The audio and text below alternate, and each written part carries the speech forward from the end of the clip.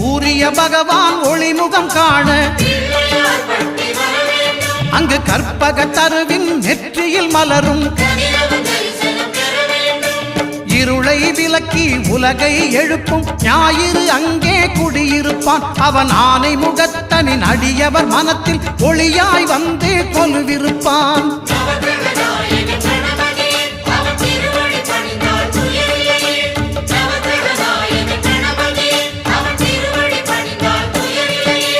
ஒன்பது கோளும் ஒன்றாய் காண அங்கு கற்பகம் என்னும் கடவுளின் மெய்யில்